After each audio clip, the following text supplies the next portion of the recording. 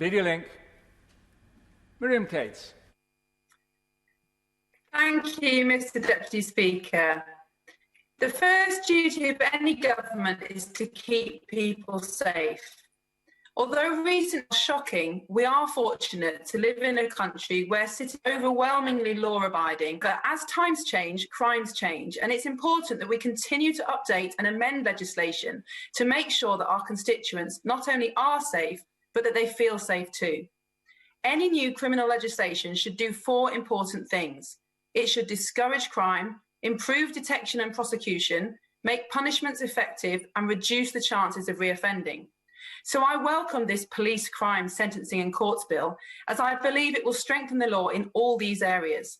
The bill will certainly act to discourage crime with the introduction of whole life orders for child killers and new powers to halt the automatic early release of offenders who pose a danger to the public.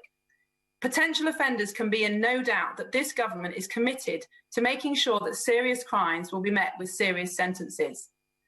By increasing the efficiency of the courts, the bill will also reduce delays and improve prosecution rates. And from the experiences of my own constituents this year, both those who are accused of crime and those who have been victims, I know how devastating delays to justice can be. So I welcome the bill's provisions to punish certain crimes more robustly, particularly serious driving offences and assaults on our brave police and emergency workers.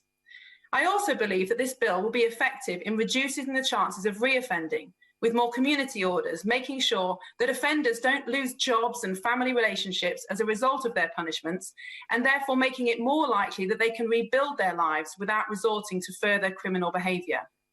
However, for some offenders who have served their time, returning to their community and previous relationships can actually be a factor that increases the chance of reoffending.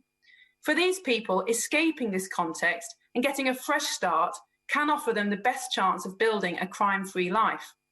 Northern College in my constituency, one of only 4 residential adult education colleges, specialises in giving vulnerable adults a second chance at education, including those who have served prison sentences. Set in the stunning and inspiring grounds of Wentworth Castle, students are offered high-quality teaching alongside counselling and support. In such a positive and focused environment, the outcomes are incredible, with students achieving GCSEs, A-levels, even higher education qualifications, and going on to gain good jobs and live fulfilling lives. For many, full rehabilitation requires a second chance at education that so many of us take for granted. So I wonder if the Minister would be willing to meet with me to discuss the role that Northern College could play. Mr. Deputy Speaker, this is an excellent bill that meets many of our manifesto commitments, and it has my full support. Video link.